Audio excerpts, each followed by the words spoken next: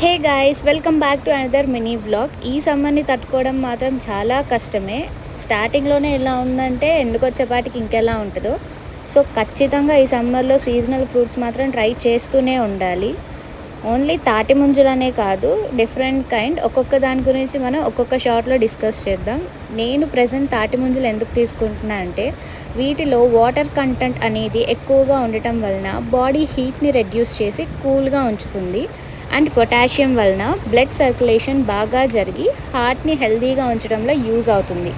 అంతేకాదు ఇందులో vitamin E, vitamin C, vitamin K and vitamin బి7 ఎక్కువగా ఉంటాయి.